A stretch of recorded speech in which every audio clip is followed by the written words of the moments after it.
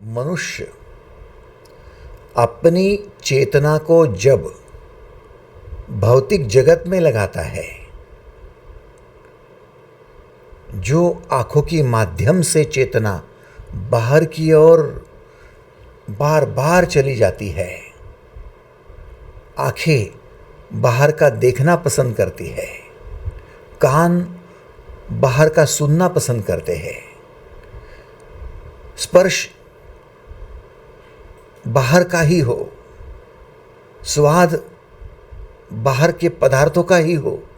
ऐसी जब हमारी इच्छा होने लगती है, वासना बढ़ने लगती है, आकांक्षा बढ़ने लगती है, हम बहिर्मुख हो जाते हैं, तब हमारा चित्त भ्रमित होता है। तब हमारा चित्त भौतिकवादी बन जाता है। इसको देखूं या उसको, इसको सुनूं या उसको, इसे स्पर्श करूं या उसको, ये खाऊं या वो।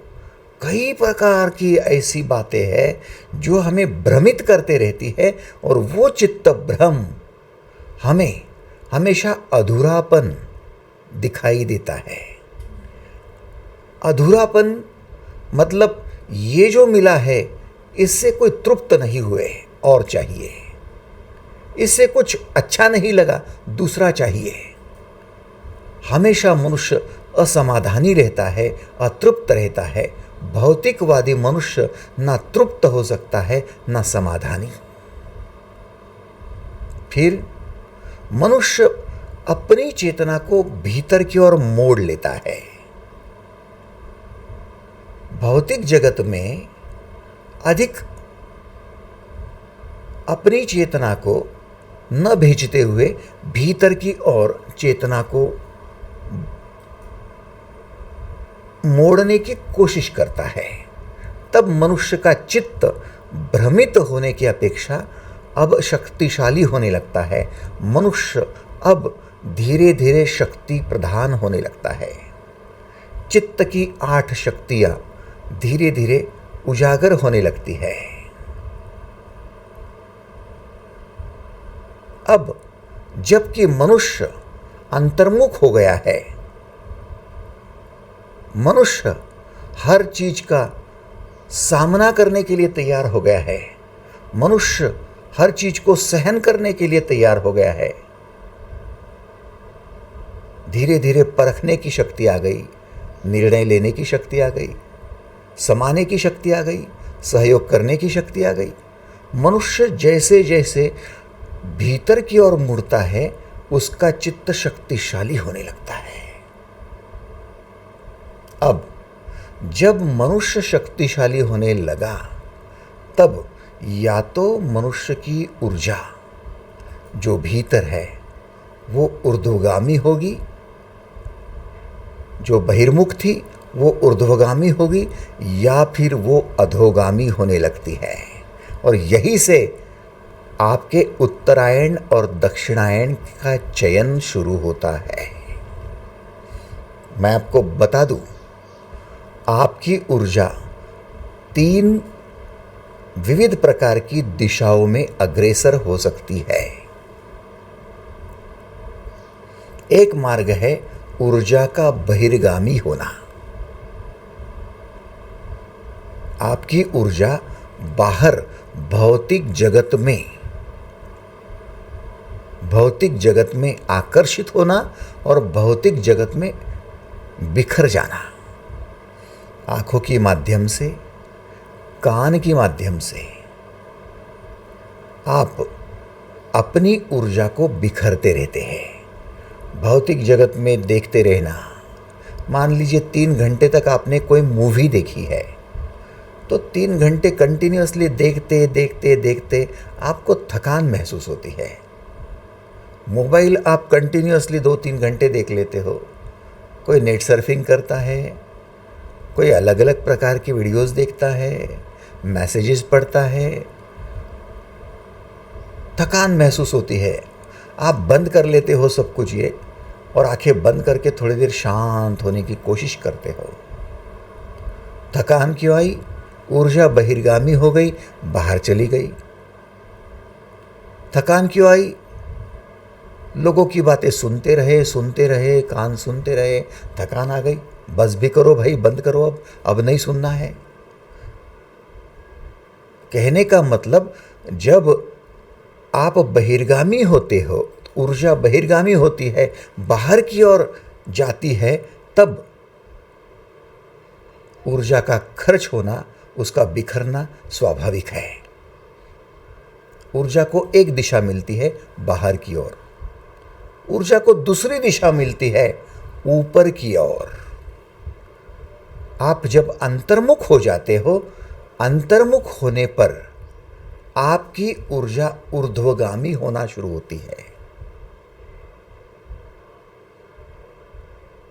ऊर्ध्वगामी ऊर्जा होने पर आप या तो सिद्ध योगी बनते हो, सहज योगी बनते हो, या राजयोगी बनते हो। जैसे जैसे ऊर्जा ऊपर की ओर बढ़ती है, वैसे वैसे आपके काम केंद्र से ऊपर उठी हुई ऊर्जा आपके एक एक केंद्र को विकसित करते जाती है। मणिपुर चक्र, स्वादिष्ठान चक्र, अनाहत चक्र, विशुद्ध चक्र, आज्ञा चक्र, सहस्त्रार चक्र, इन 6 चक्रों की यात्रा करती हुई ये ऊर्जा आपको तेजस्वी बनाती है, योगी बनाती है, महात्मा बनाती है। उसे कहा जाता है उत्तरायण।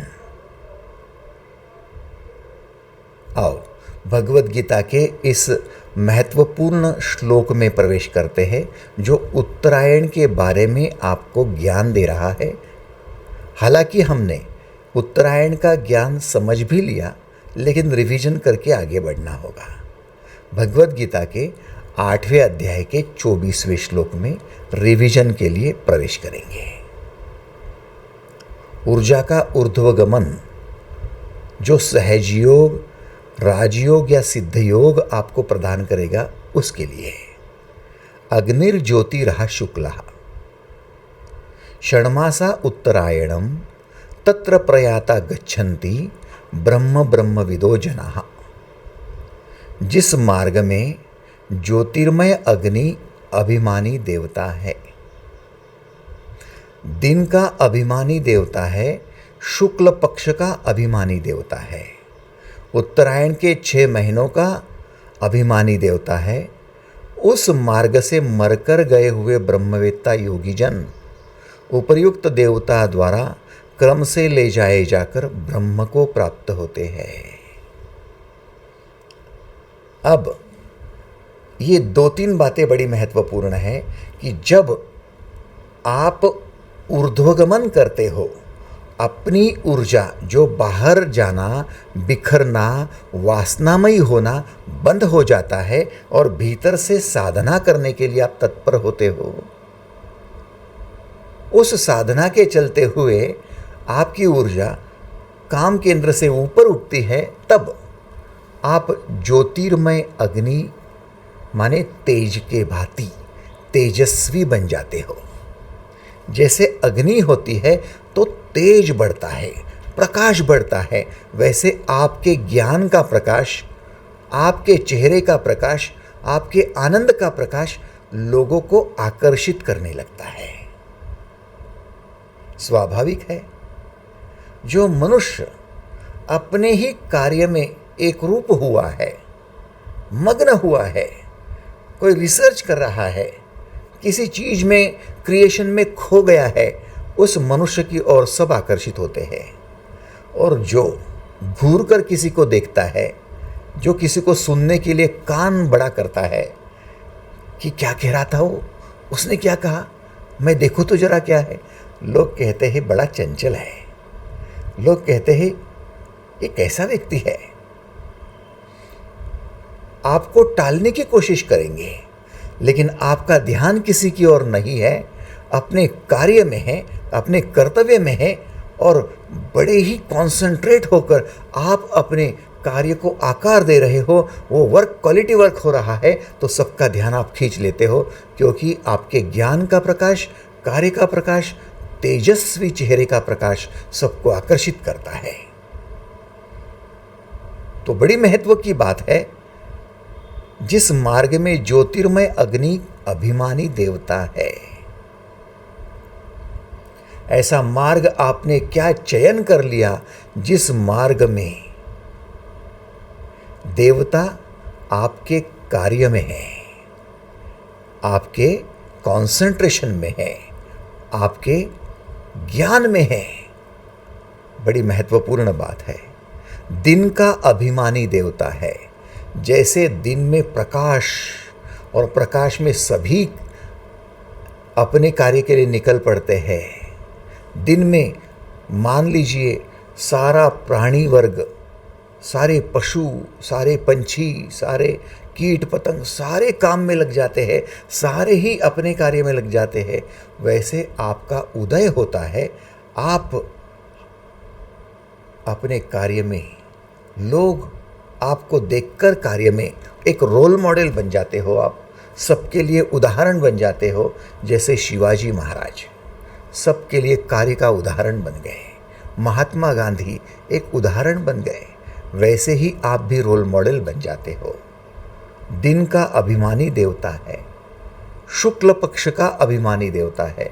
शुक्ल पक्ष में चंद्र धीरे धीरे बड़ा होता होता होता पूर्ण उदय में आता है।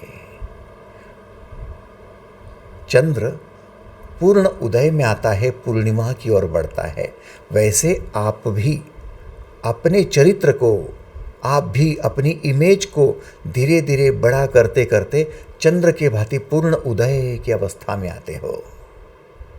उत्तरायण के 6 महीनों का अभिमानी देवता है। उत्तरायण माने दिन का बड़ा होते जाना। जैसे जैसे एक दिन जो सूर्यास्त शाम को 5:30 बजे भी हो जाता है, वो धीरे धीरे 5 मिनट से बढ़ जाता है।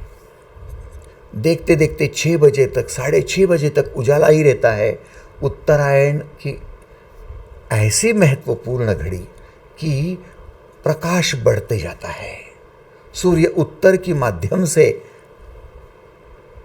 अपना क्रमण करता है, ये उत्तरायण। और ऐसी मार्ग से जो व्यक्ति जीवन जीता है, उसके मृत्यु पर उसे ब्रह्मवेत्ता योगी कहा जाता है। उसकी मृत्यु पर वो ब्रह्म को प्राप्त होता है, पुनर्जन्म को प्राप्त नहीं होता है। बड़ी ही सुंदर सी बात है ये।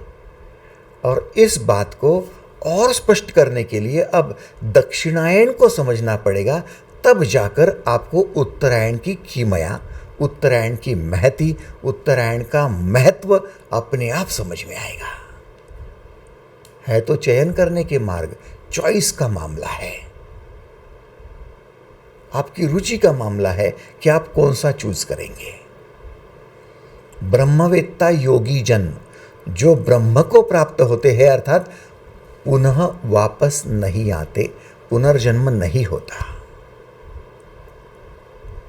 वासना देह की जरूरत नहीं है, वो मुक्त जीवन है। अब आओ हम समझ लेते हैं कि आपकी ऊर्जा को आप किस दिशा में भेज सकते हो। एक है, आप ऊर्जा का बहिर्गमन चाहते हो तो भौतिकवादी बन जाओ। सुबह जगे तो जगने से रात्रि के सोने तक पूर्ण समय आप भौतिकवादी बन जाओ। खाने के लिए, सुनने के लिए, सूंघने के लिए, देखने के लिए, स्पर्श करने के लिए ही आप अपनी सारी ऊर्जा लगा दो। दिन भर वही करते रहो, पूर्ण भौतिकवादी। स्वाभाविक है, जीवन भर जैसे जिए, बुढ़ापे में शरीर शिथिल हो जाएगा, आंखों के कंचे हो जाएंगे, कान सुनेंगे नहीं, या फिर बहरे हो जाएंगे, हाथ पैर लड़खड़ाएंगे, परेशानियां बढ़ती जाएंगी। लेकिन वासना तो वही की वही रहेंगी, चित्त की वृत्ति तो वही की वही रहेंगी कि बाहर जाना है, देखना है, सुनना है, सूंघना है, स्पर्श करना है। और वो वृत्तियां अब शरीर साथ नहीं दे रहा है, फिर भी देखने की इच्छा है, शरीर साथ नहीं दे रहा फिर भी सुनने की इच्छा है, शरीर साथ नहीं देना फिर भी स्पर्श करना है। लोग कहते हैं बूढ़ा सटिया गया, लोग कहते हैं कि बूढ़े हो गए लेकिन अकल नहीं आई। अब बुढ़ापे में भी ये शोभा देता है क्या? बुढ़ापे में ये चंचलता अच्छी लगती है क्या? बुढ़ापे में शरीर साथ नहीं देता फिर भी इसकी वासना कम नहीं हो रही। मतलब क्या है? मतलब वो व्यक्ति अपनी वासना को पूर्ण करने के लिए उस शरीर का उपयोग नहीं कर पाता। वासना तो वैसी की वैसी है। अब जब मृत्यु होगी, शरीर तो पूर्ण शिथिल हो गया है, खराब हो गया है, बीमार हो गया है, रोगी हो गया है, अब गिरने को है, अब वो मर जाएगा। शरीर तो मर जाएगा, वासना वैसी की वैसी टिकी रहेगी। अब उस वासना की पूर्ति के लिए फिर से शरीर लेगा। हो गया पुनर्जन्म, हो गया पुनर्जन्म।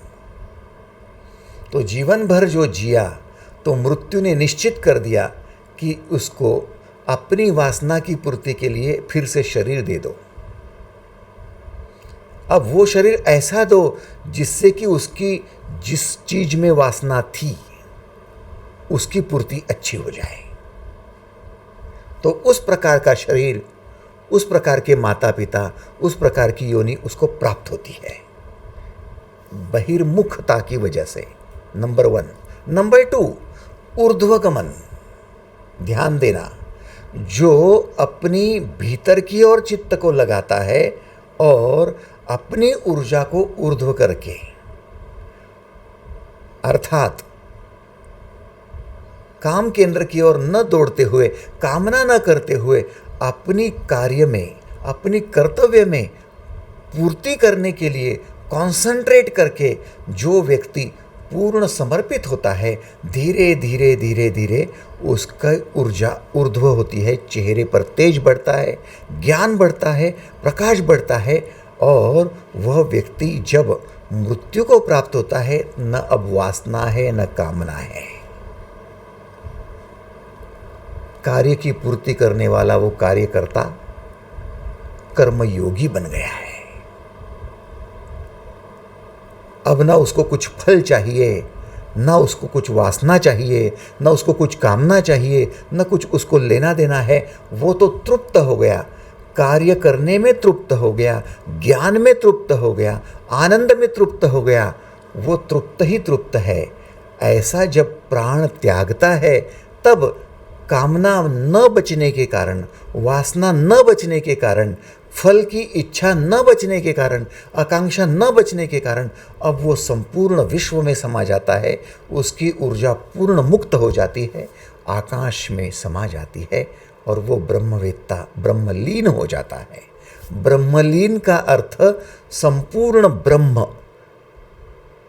जहाँ तक फैला हुआ है उसमें लीन हो जाना, उसमें एकरूप हो जाना, वो ईश्वरमयी हो जाना। ब्रह्मवेत्ता ही ब्रह्मलीन होते हैं। ये है उत्तरायण का सबसे बड़ा रहस्य। आपकी समाधि होती है, आप समा जाते हैं आदि में। आदि है ब्रह्म, पूर्णत्व में आ जाते हो। तुका आकाशा ये बड़ा। अब तुकाराम महाराज आकाश के भांति आकाश में समा गए, ब्रह्म में समा गए, ब्रह्मलीन हो गए, आकाशमय हो गए। दूसरा भी मार्ग है। दूसरा मार्ग क्या है? आओ अब जानेंगे। भगवत गीता के 8वें अध्याय के 25वें श्लोक में प्रवेश करेंगे। धूमो रात्रिस्तथा कृष्ण षण्मासा दक्षिणायनम तत्र चांद्रमसम ज्योतिर योगी प्राप्य निवर्तते। 8वें अध्याय का 25वां श्लोक है। अक्षर ब्रह्म योग अति गुह्यतम योग है, और उसके 25वें श्लोक में आप हो। जिस मार्ग में धूम अर्थात धुआं अभिमानी देवता है। धूम का अर्थ है धुआं। रात्रि अभिमानी देवता है। कृष्ण पक्ष का अभिमानी देवता है, और दक्षिणायन के 6 महीनों का अभिमानी देवता है। उस मार्ग से मरकर गया हुआ सकाम कर्म करने वाला योगी, सकाम के नीचे अंडरलाइन, सकाम कर्म करने वाला योगी उपर्युक्त देवताओं द्वारा कर्म से ले गया हुआ चंद्रमा की ज्योति को प्राप्त होकर स्वर्ग में अपने शुभ कर्मों का फल भोग कर वापस आता है।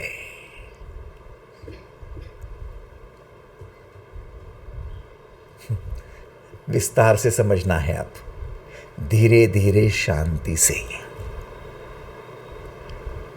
एक तो उत्तरायण की बात कर ली कि वापस आना ही नहीं है।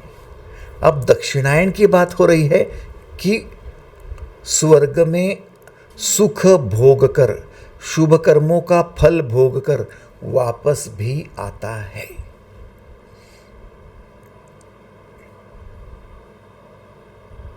तो दक्षिणायन क्या है? दक्षिणायन को सीधी भाषा में या सादी भाषा में समझो तो जिसकी ऊर्जा बहिर्गामी तो है ही नहीं, भौतिकवादी तो वो है ही नहीं, लेकिन जिसकी ऊर्जा ऊर्ध्वगामी नहीं है, अधोगामी है, ऊर्ध्व नहीं हो रही है, अधो माने नीचे की ओर बह रही है।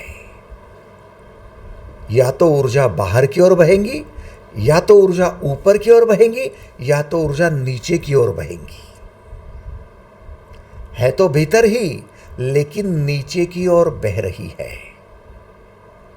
तो भाई नीचे की ओर ऊर्जा बहना, ये मतलब क्या है? आप कहना क्या चाहते हो? और कृष्ण ने कहा है जिस मार्ग में धूमाभिमानी देवता है, धूम माने धुआं, अभिमानी देवता है, तो ये धुआं कहां से उत्पन्न होता है? एक तरफ तो कहते हैं कि जिस मार्ग में ज्योतिर्मय अग्नि अभिमानी देवता है, और यहां कहते हैं कि यहां धुआं अभिमानी देवता है। धुआं कब उत्पन्न होता है और अग्नि कब उत्पन्न होती है? जान लो। अब जब मनुष्य वासना से भरा है, तब उसकी ऊर्जा वासना से बाहर जाएगी। मान लीजिए आपकी पत्नी है, आपका पति है, आपका लाइफ पार्टनर है, और आप वासना से भरे हो, तो सेक्स के माध्यम से आपको जोड़ीदार की आवश्यकता है। आप वासनामय हो जाएंगे और अपनी ऊर्जा बाहर जाएगी। सिंपल सी बात है। अब यदि आप अपनी ऊर्जा को बाहर भेजना बंद करते हो, तो उस सेक्स की ऊर्जा को बाहर का रास्ता नहीं मिला। अब क्या होगा? वो सेक्स तो नहीं होगा, लेकिन वह ऊर्जा अब भीतर वहीं पर सेक्स केंद्र पर ही जमा हो जाएगी। ध्यान देना इस चीज को। ऊर्जा जो इकट्ठा हुई है, अब ऊर्जा जो गतिशील होती है, कहीं ना कहीं बहते रहती है, काइनेटिक है भाई, बहना है। आपके कमरे में जो ऊर्जा है कहीं ना कहीं बहेंगी, इधर जाएंगी, उधर जाएंगी, डंप हो जाएगी तो बदबू आ जाएंगी, डंप हो जाएंगी तो घुटन सी हो जाएंगी।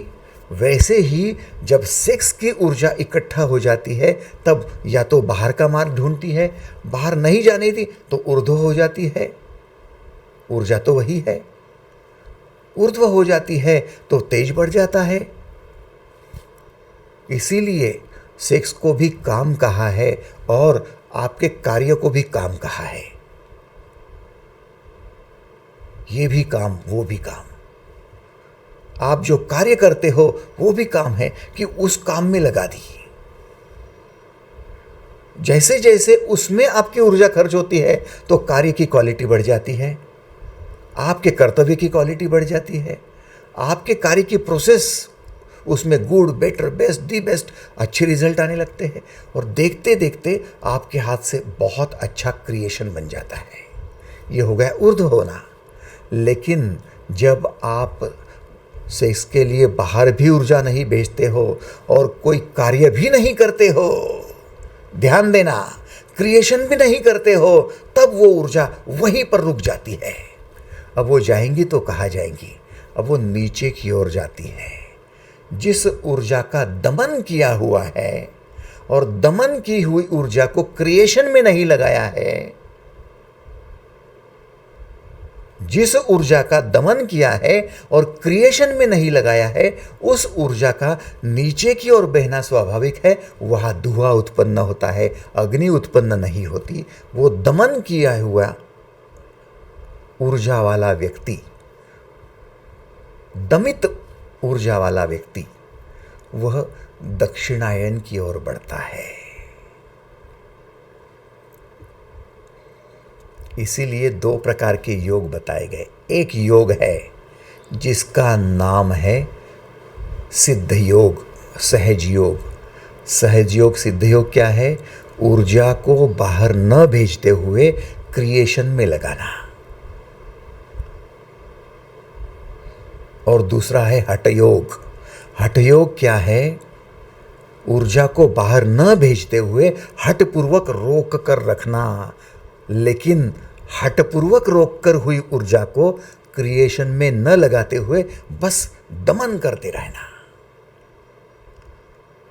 कोई क्रिएशन नहीं है हठ योगी का। ऊर्जा को दबा कर रखा है।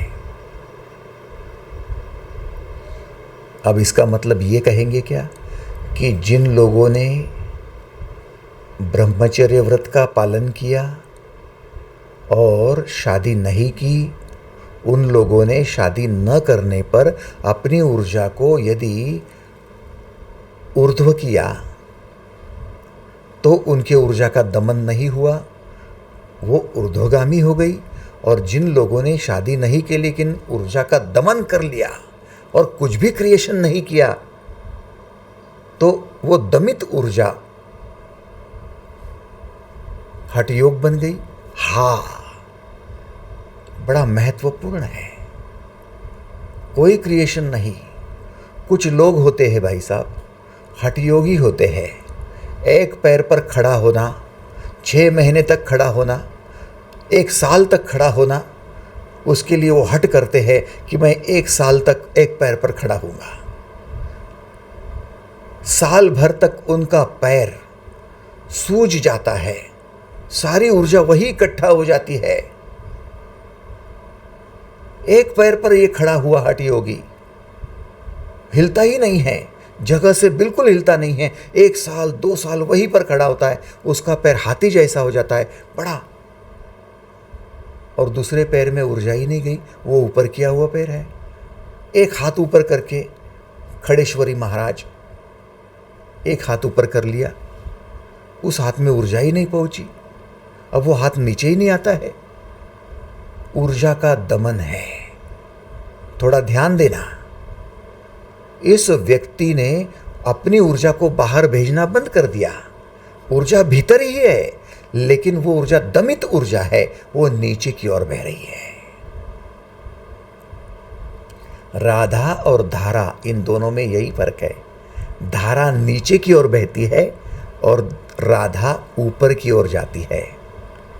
दमित ऊर्जा नीचे जाती है और ऊर्ध्वगामी ऊर्जा ऊपर की ओर जाती है। तो हठ योग, मनुष्य हठ तो करता है, लेकिन वो हठ योगी दमित ऊर्जा वाला होता है। जैसे कि कुछ लोग होते हैं बर्फ पर बैठते हैं, सालों साल बर्फ पर ही चलते हैं। कुछ लोग होते हैं निर्वस्त्र हो जाते हैं, वस्त्र छोड़ देते हैं, हट है उनका कि हम वस्त्र ही नहीं पहनेंगे। क्या क्रिएशन है भाई आपका?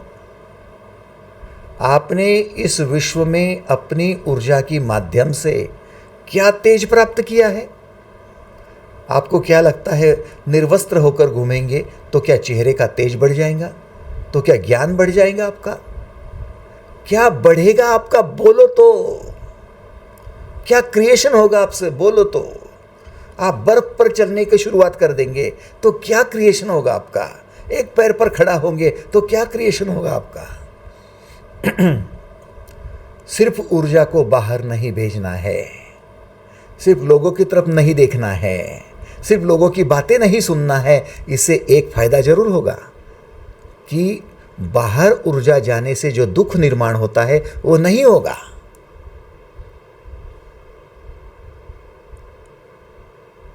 आप कहेंगे कि हम शादी नहीं करेंगे, अच्छी बात है, शादी नहीं करेंगे तो बीवी नहीं होगी, पत्नी नहीं होगी तो पत्नी के साथ में फिर अनबन नहीं होगी, अनबन नहीं होगी तो दुख नहीं होगा। हमारी ऊर्जा भीतर की भीतर रह गया, मैं शादी नहीं किया, मैं सुखी हूँ। हाँ भाई, तू सुखी जरूर है, लेकिन तू आनंदित नहीं है। तू आनंदित नहीं है क्योंकि तेरा क्रिएशन नहीं है। दुख, सुख और आनंद, ये तीनों अलग टर्म हैं। जिसकी ऊर्जा बहिर्गामी होती है वो दुखी ज़्यादा होता है। जिसकी ऊर्जा बहिर्गामी नहीं होती लेकिन ऊर्जा भीतर जमा हो जाती है, दमन होता है, वो सुखी होता है। लेकिन जिसकी ऊर्जा दमन नहीं होती, अंदर ही ऊर्ध्व होती है, वो आनंदित होता है, चैतन्यवान होता है। बच्चे की ऊर्जा बाहर नहीं जाती, ना उसकी पत्नी है, ना उसका व्यापार है, ना उसके कस्टमर है, ना उसका कोई है। लेकिन जिसकी ऊर्जा अब ऊपर जा रही है, इसलिए वो इनोवेटिव होता है, क्रिएटिव होता है, कुछ ना कुछ करता है, तेजस्वी होता है, आनंदित होता है। वही जब बड़ा हो जाता है तो वो सुखी जरूर होता है, लेकिन जब बाहर की और ऊर्जा भेजता है तो दुखी भी हो जाता है। सुख, दुख और आनंद तीनों अलग अलग टर्म हैं। दक्षिणायन में सुख है,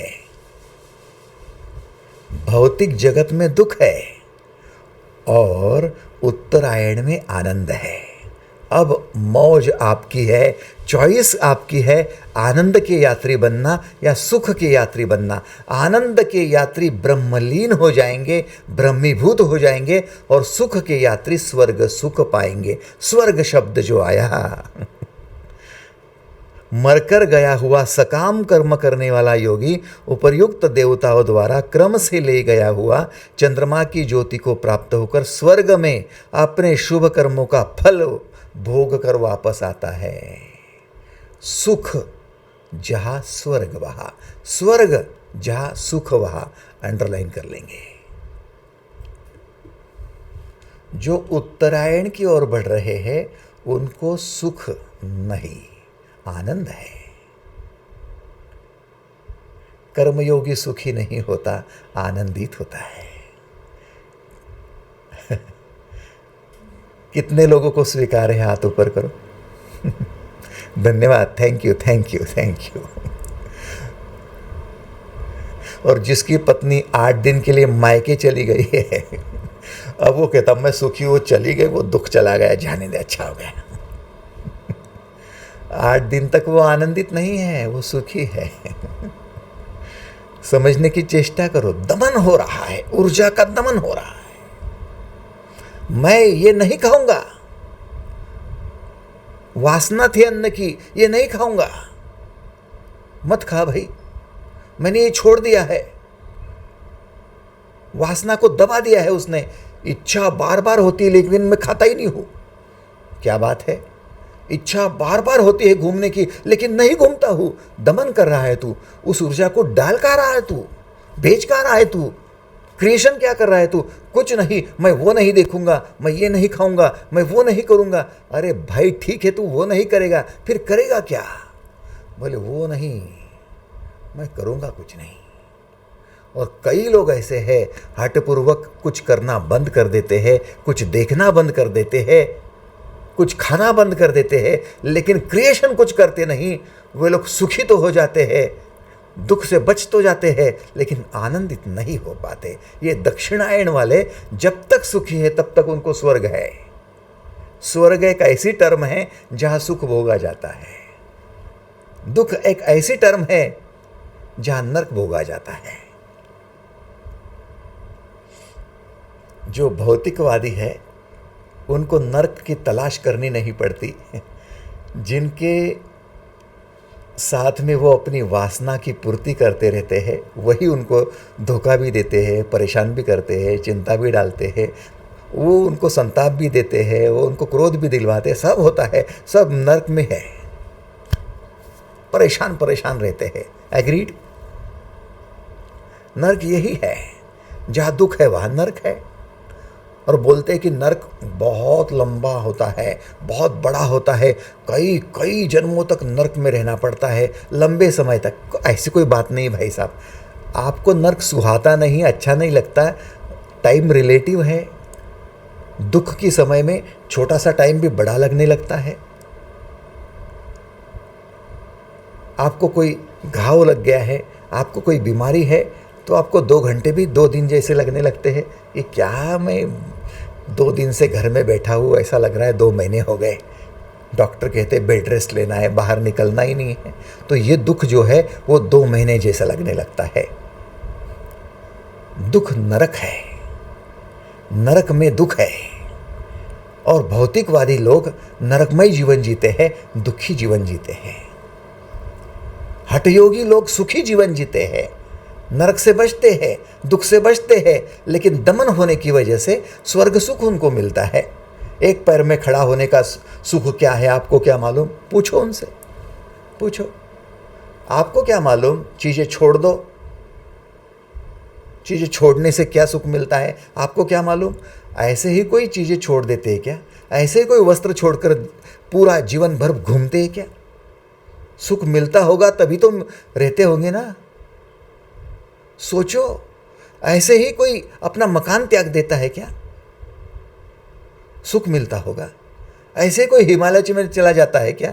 सुख मिलता होगा। सोचो, आप सोचो, ऐसे ही कोई पत्नी और बच्चों को त्याग कर चला जाता है क्या? सुख मिलता होगा। मिलता है ना। क्यों मिलता है? क्योंकि ऊर्जा खर्च ही नहीं होती। ध्यान देना, ऊर्जा बाहर जाती नहीं है, दमन की हुई ऊर्जा।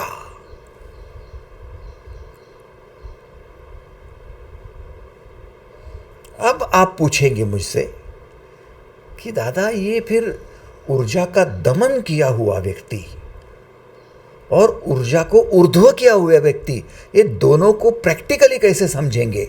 और हम क्या करेंगे तो ऊर्जा का दमन होगा, और क्या करेंगे तो ऊर्जा ऊर्ध्व हो जाएंगी, क्या करेंगे तो दक्षिणायन में जाएंगे, क्या करेंगे तो उत्तरायण में जाएंगे? बोलो। तो मैं एक सीधी भाषा में बता दूं, एक वाक्य में शायद आप उस दक्षिणायन और उत्तरायण को फिक्स कर लेंगे। एक बात कह दूं, ऊर्जा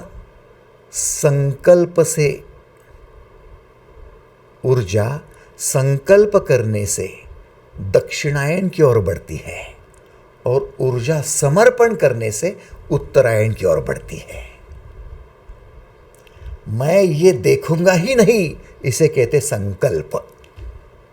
मैं ये खाऊंगा ही नहीं, मैं ये पहनूंगा ही नहीं, मैं यहां रहूंगा ही नहीं, यह है संकल्प।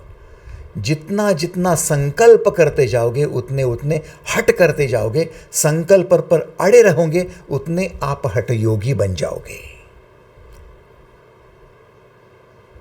योग तो ये भी है भाई, संकल्प करने से दक्षिणायन की ओर जाओगे, योगी तो रहोगे लेकिन हठ योगी। मैं आजीवन अब शादी नहीं करूंगा, ये क्या है? समर्पण है कि संकल्प है? बोलो। मैं आजीवन अब वस्त्र ही नहीं पहनूंगा, निर्वस्त्र घूमता रहूंगा, ये क्या है? संकल्प है कि समर्पण है? मैं अब पत्नी बच्चों के साथ नहीं रहूंगा, हिमालय चले जाऊंगा, ये क्या है? समर्पण है कि संकल्प है? आप समझते जा रहे हो अभी संकल्प क्या है। कोई भी हट करना और हट पूर्वक अपनी ऊर्जा को दबा कर रखना, इकट्ठा करके रखना, उस चीज में खर्च नहीं होने देना, यह संकल्प। और जो संकल्प करते हैं, वो संकल्प से जो सिद्धियां आती है उसे कहते सुख। संकल्प सिद्धि से जो आता है वो सुख।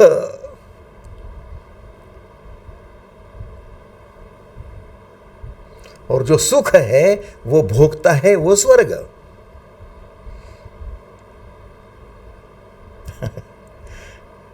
चंद्रमा की ज्योति को प्राप्त होकर स्वर्ग में अपने शुभ कर्मों का फल भोग कर वापस आता है। संकल्प करने वाले का सुख और सुख के लिए स्वर्ग। सिंपल सी बात है। आप समर्पण की बात कर लो। जो समर्पण करता है वो ये कहेगा क्या कि मैं वस्त्र ही नहीं पहनूंगा? अब वो समर्पित है।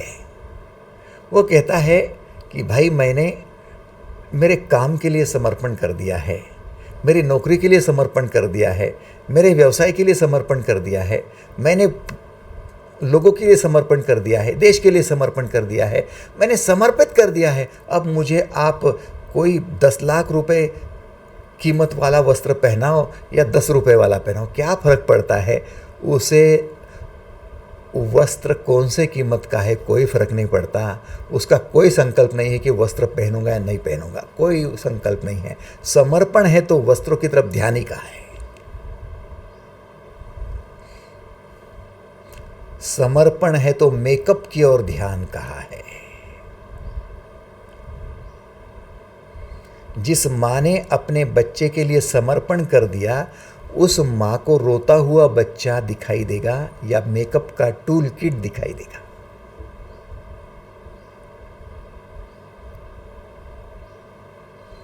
और समर्पण में उसकी ऊर्जा ऊर्ध्व हो रही है या दमन हो रही है? बोलो तो। जितने समर्पण हो रहा है बच्चे के लिए, उस माँ का समर्पण, वो 1 महीने का समर्पण या 2 महीने का या 2 साल का या 4 साल का नहीं, जब तक वो माँ जिंदा है, जब तक वो बेटा जिंदा है, माँ का समर्पण होता जा रहा है। पिता का समर्पण हो रहा है। देश के लिए समर्पण, प्राण तक त्याग दिए जा रहे हैं, समर्पण हो रहा है। कितने लोगों को स्वीकार है? हाथ ऊपर करो। धन्यवाद, थैंक यू, थैंक यू। समर्पण में संकल्प कहा और संकल्प में समर्पण कहा। दोनों मार्ग बिल्कुल अलग है। और जहां समर्पण करते हैं वहां आनंद है, वहां सुख कहा। अरे जिसने अपने बच्चे के लिए 10 साल दे दिए, उसको सुख कहाँ मिला? सुख तो उसने त्याग दिया था मेरे भाई। बच्चे के लिए उसने गहने त्याग दिए थे। ध्यान भी नहीं था गहनों की तरफ, ध्यान भी नहीं था जवानी की तरफ, ध्यान भी नहीं था सौंदर्य की तरफ, ध्यान भी नहीं था मेकअप की तरफ, ध्यान भी नहीं था वस्त्रों की तरफ, ध्यान ही नहीं था। समर्पण ही इतना था। तो वह सुख नहीं था, उस गहनों का, वस्त्रों का सुख नहीं था, मकान का सुख नहीं था। फिर क्या था? समर्पण का आनंद था। इसलिए जो ब्रह्मलीन होते हैं वो आनंदित होते हैं, समाधिस्थ होते हैं वो आनंदित होते हैं। जो उत्तरायण में क्रमण करते हैं वो आनंदित होते हैं, दक्षिणायन में बढ़ते हैं वो संकल्पित होते हैं, वो सुखी होते हैं। अब मेरा प्रश्न है आपको। आप कहते दुख से मुक्ति चाहिए दादा, तो मैं आपसे ये पूछूंगा अभी, दुख से मुक्ति तो चाहते हो, लेकिन दुख से मुक्ति चाहकर, दुख से मुक्त होकर अब सुख की प्राप्ति करना चाहते हो या आनंद की? 2 मार्ग मिल गए, 2 मार्ग मिल गए। अब आप कहेंगे कि यार आपने तो हमको परेशानी में डाल दिया।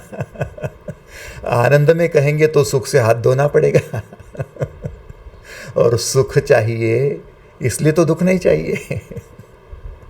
अब सत्य तो मैं बता दूं आपको कि जिसको दुख नहीं चाहिए उसको सुख जरूर मिलेगा, लेकिन सुख उतना ही अशाश्वत है जितना दुख। जितना दुख आता है और चला जाता है, उतना सुख भी आता है और चला जाता है। सुख से भी आप ऊब जाएंगे, दुख से तो भी जल्दी नहीं ऊबते आप, सुख से जल्दी ऊब जाते हो। दुख में तो भी आशा बनी रहती है कि कल होगा भाई, कल होगा। मान लीजिए कि आपके पास पैसा नहीं है और आप पैसे के लिए कष्ट करने को तैयार हो गए। आपको बेटे को पढ़ाने के लिए पैसा नहीं है, आप मकान खरीदने के लिए पैसा नहीं है, और आप आशा है कि नहीं कल हो जाएंगे, कल हो जाएंगे, कल हो जाएंगे। तो आप 5 साल भी बीतेंगे उसमें, तो 5 साल में आप मकान नहीं है तो भाई चला, हरकत नहीं, बच्चे को पढ़ाना है हरकत नहीं, बेटे की शादी के लिए पैसा नहीं हरकत नहीं, आशा में जीते जाओगे। 5 साल निकाल देंगे आप दुख में। लेकिन सुख में 5 साल निकालना बड़ा कठिन है। कंटिन्यूअसली सुख मिला आपको 5 साल, तो आप जी पाओगे? कंटिन्यूअसली 5 साल दुखी नहीं है तो आप कहेंगे यार मैं तो बोर हो जाऊंगा। कैसे? मैं बताता हूँ। मान लीजिए भगवान श्री कृष्ण के लिए आपने एक जन्म में बहुत ज़्यादा साधना की कि भगवान श्री कृष्ण मिल जाए आपको। बहुत साधना की आपने कि भगवान विष्णु मिल जाए आपको। दिन रात आप कष्ट कर रहे हो, साधना कर रहे हो, और आपको पिछले जन्म यदि याद आए तो पिछले 5 जन्मों में भी आपने साधना की है कि कृष्ण मिल जाए, कृष्ण मिल जाए। 6 जन्मों की साधना है आपकी कि कृष्ण मिल जाए, और सचमुच बाय द वे कृष्ण आ गए आपके सामने। अब आपके सामने कृष्ण खड़े हैं और कृष्ण कहते हैं आओ मैं आलिंगन देता हूँ आपको सुख दे देता हूँ। आप 6 साल से मेरे लिए, विष्णु कहेंगे 6 साल से मेरे लिए साधना कर रहे हो, आओ मैं आपको आलिंगन देता हूँ। चलो आलिंगन मिल गया आपको, उसका प्रेम मिल गया आपको। 1 मिनट हो गया, 2 मिनट हो गए, 10 मिनट हो गए, 1 घंटा हो गया, 2 घंटा हो गया, कृष्ण ने जकड़ कर ही रखा है। आप बोलेंगे अब छोड़ो भी, यस और नो? कृष्ण कहेंगे नहीं, 6 जन्मों से आपने मेरे प्राप्ति के लिए साधना की है, अब 6 जन्म आपको पकड़ कर रखूंगा, छोड़ूंगा ही नहीं, 6 जन्म तक आलिंगन। आप कहेंगे ये क्या बात हो गई, ये क्या बात हो गई? सुख मिलता है आलिंगन में, लेकिन कुछ मिनटों में ही, बाद में बोर हो जाओगे। बस करो यार, बंद करो। सुख मिलता है भोजन में, लेकिन आप कहेंगे बस करो यार, पेट भर गया, अब मीठा है तो क्या खिलाते ही रहोगे। सुख में जल्दी ऊब जाते हो, दुख लंबा चला तो भी चल जाता है। कितने लोगों को समझ में आया? हाथ ऊपर करो। धन्यवाद, थैंक यू, थैंक यू। इसका मतलब ये हो गया कि हम नरक में ज़्यादा पसंद करेंगे रहना, क्योंकि लंबा चल जाता है। स्वर्ग में थोड़ी देर में ही ऊब जाएंगे हम, तो स्वर्ग में जल्दी ऊबता है, इसलिए पुनर्जन्म में आ जाता है कि चलो दुख वाला ही जीवन अच्छा, चलो वापस।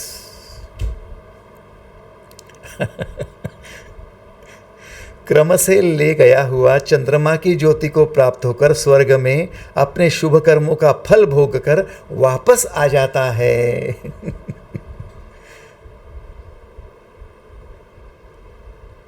कितनी आश्चर्य की बात है। इसलिए जो समझदार होते वो कहते नहीं बाबा, दुख नहीं चाहिए तो सुख भी नहीं चाहिए, जाने दो, दोनों नहीं चाहिए, इसलिए मैं हट नहीं करूंगा, मैं सिद्ध योगी ही बनूंगा, मैं सहज योगी ही बनूंगा, मैं हठ योगी नहीं बनूंगा। क्या करना है? संकल्प करके। और मनुष्य संकल्पित ही रहना ज्यादा पसंद करता है। बच्चों को कहते हैं संकल्प करो हम ये करेंगे, संकल्प करो हम सुबह 6 बजे उठेंगे, संकल्प करो हम दिन में 4 घंटे पढ़ाई करेंगे, संकल्प करो हम इंजीनियर बनेंगे, संकल्प करो हम इतना पैसा कमाएंगे। संकल्पों से ही तो आप लोगों को तैयार कर रहे हो। तो जो संकल्पों में यशस्वी हो जाते हैं वो सुखी होते हैं, जो उनका संकल्प टूट जाता है वो दुखी हो जाते हैं। अब मेरा ध्यान देना, स्टेटमेंट की ओर ध्यान दो। जिनका संकल्प सिद्ध हो जाता है वो सुखी, जिनका संकल्प टूट जाता है वो दुखी। जिनका संकल्प सिद्ध होता है वो सुखी है तो उनको स्वर्ग है, और जिनका संकल्प टूट जाता है वो दुखी है तो उनको नरक है। और नरक पापियों को मिलता है, स्वर्ग पुण्यवानों को मिलता है। इसका मतलब संकल्प करने वाले को पुण्य मिलता है, और संकल्प जिनका टूट जाता है उनको पाप हो जाता है। आपको समझ में आया या रिपीट करूं? जिनका संकल्प होता है उनको सुख मिलता है, जिनको सुख मिलता है उनको स्वर्ग मिलता है, और स्वर्ग पुण्यवानों को ही मिलता है। यस और नो? इसका मतलब संकल्प करने वाले पुण्यवान हैं, और जो संकल्प टूट जाते हैं उनको दुख मिलता है। दुख मिलता है तो नरक होता है, नरक होता है तो जो पापी होते हैं उनको नरक में भेजा जाता है। इसका मतलब जिनका संकल्प टूटता है वो पाप हो जाता है। तो पाप और पुण्य दूसरा कुछ नहीं है, संकल्प का फलित हो जाना ये पुण्य है और संकल्प का टूट जाना पाप है। कैसे, मैं बताता हूं। मान लीजिए आपने संकल्प किया कि मैं रास्ते में पड़ी हुई कोई चीज़ उठाऊंगा नहीं, ये मेरा संकल्प है। सफ़र को निकला हूँ और रास्ते में चीज़ पड़ी है, मैं उठाऊंगा नहीं किसी की। चलो, रास्ते में आपको एक किताब दिखाई दी, आपने कहा मेरा संकल्प है मैं नहीं उठाऊंगा, छोड़ दो। रास्ते में चले और आपको किसी के 10 रुपये दिखाई पड़े, आप कहेंगे मैं नहीं उठाऊंगा, संकल्प है मेरा, चलो। आप आगे गए और रास्ते में आपको हीरा दिखाई दिया, कोहिनूर हीरा। अब हीरा दिखाई दे रहा है, चमकदार हीरा है, और किसी ने कह दिया ये हीरे की कीमत जानते हो क्या, कितनी है? अरे बोले 5 करोड़ रुपए है। अब आपके मन में आया यार चांस एक ही बार मिला है, उठाओ कि नहीं उठाओ, उठाओ कि नहीं उठाओ, और आपने उठा ही लिया तो संकल्प टूट गया। आपने संकल्प किया था नहीं उठाऊंगा और फिर संकल्प टूट गया तो हो गया पाप। पाप और कुछ नहीं, संकल्प का टूटना ही पाप है। आपने जितने बार संकल्प किया होगा सुबह 6 बजे उठाऊंगा और नहीं उठे हो, उतने आपने पाप किए हैं। तो आप कहते नहीं संकल्प करता तो अच्छा होता, पाप तो नहीं होता। ध्यान देना, इस स्टेटमेंट की तरफ ध्यान देना। संकल्प किया 6 बजे उठूंगा और नहीं उठे, संकल्प टूट गया तो क्या हो गया? पाप हो गया। संकल्प किया था झूठ नहीं बोलूंगा और झूठ बोला गया तो क्या हो गया? पाप हो गया। और संकल्प ही नहीं करते थे तो फिर झूठ बोलते तो भी फर्क नहीं पड़ता था ना। अरे बाप रे,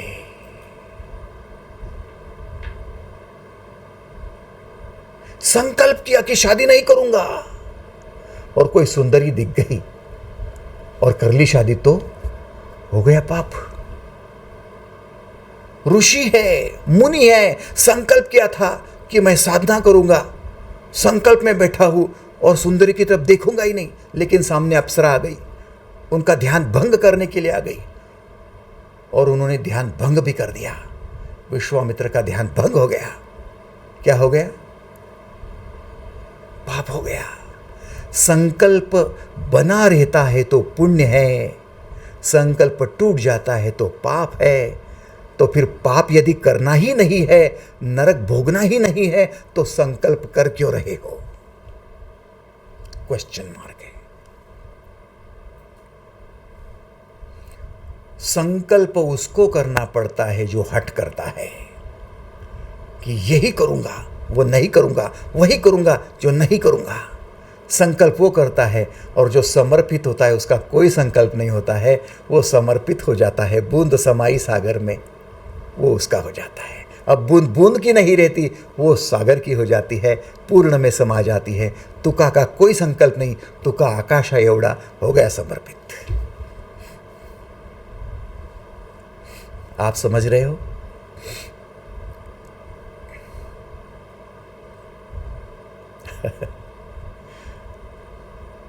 संकल्प से भी सिद्धि आती है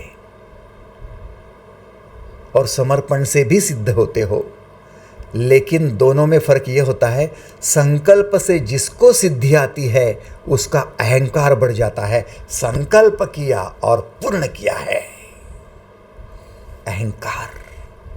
मकान बांधने का संकल्प किया था, मकान बांध लिया मैंने, अहंकार। इंजीनियरिंग करने का संकल्प किया था मैंने, इंजीनियर बन गया, अहंकार। जहां सुख है वहाँ अहंकार भी है, लेकिन समर्पण करने वाले को मैंने समर्पित हो गया है, अब मैं रहा ही नहीं, समर्पण हो गया, अब जो बचा है वो ब्रह्म है। मैं बचा ही नहीं, तुका बचा ही नहीं, आकाश हो गया, अब तुका आकाश है एवढा, तुका खत्म हो गया, आकाश हो गया, समर्पण हो गया।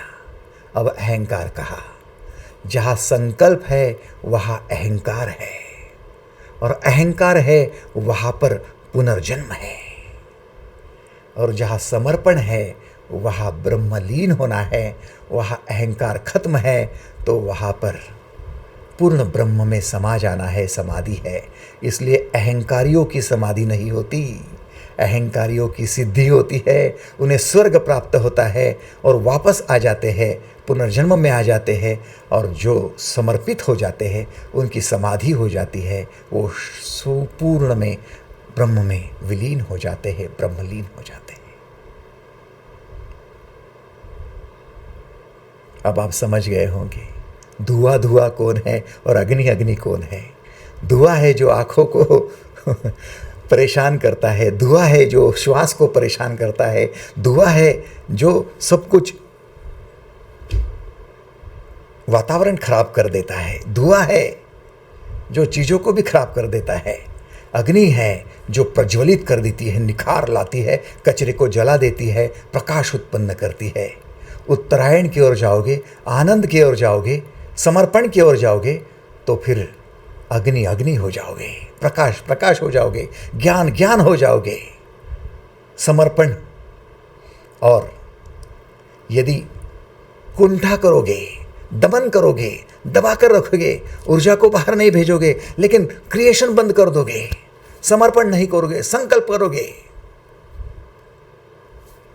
समझ लेना अहंकारी हो जाओगे, दमित हो जाओगे। बोले मैं इंजीनियरिंग कर रहा हूं तो क्या क्रिएशन नहीं है क्या? नहीं, तो यदि संकल्प के साथ इंजीनियरिंग कर रहा है तो क्रिएशन नहीं है, अहंकार बढ़ाने के लिए कर रहा है। मैं डॉक्टर बनूंगा और डॉक्टर बना के दिखा दिया, अरे तू अहंकारी हो गया, समाज के लिए समर्पण थोड़ी किया है तेने, तुझे डॉक्टर बनना था। आप समझ रहे हो? क्या समझे आप? अहंकार बढ़ेगा संकल्प के साथ में, समर्पण होगा ही नहीं। वो डॉक्टर लोगों को चूसेगा, वो डॉक्टर लोगों को ऐठेगा, वो डॉक्टर लोगों को लूटेगा, वो फंसाएगा, उसको पेशेंट का लेना देना ही नहीं है। डेड बॉडी भी पड़ी रही तो कहेंगे पैसा जमा कर फिर ले जा, क्योंकि उसका संकल्प था कि मुझे डॉक्टर बनना है, वो डॉक्टर कसाई बन गया। लेकिन समर्पण और डॉक्टर है, समर्पण और कर्म है, तो फिर अहंकार है ही नहीं। अब वो समाज की सेवा में समर्पण के साथ में समाधिस्थ हुआ डॉक्टर है, अब वो उत्तरायण में है। कितने लोगों को स्वीकारे हाथ ऊपर करेंगे? धन्यवाद, थैंक यू थैंक यू। उत्तरायण और दक्षिणायन दोनों में फर्क है। जो संकल्प के साथ में डॉक्टर बना है उसको सुख बहुत है, लेकिन समर्पण के साथ जो डॉक्टर बना है उसको आनंद बहुत है। आनंद में कोई उत्तेजना नहीं है, आनंद में कोई प्राप्ति नहीं है, आनंद में कोई आकांक्षा भी नहीं है, आनंद में कोई अहंकार भी नहीं है। आनंद परम मुक्ति का सोपान है। किससे? दुख और सुख दोनों से। इसलिए हठ योगी केवल दुख से मुक्ति पाएगा, लेकिन सिद्ध योगी सुख दुख दोनों से मुक्ति पाएगा। आप चयन करो उत्तरायण में जाना या दक्षिणायन में। आज के लिए बस इतना ही। धन्यवाद।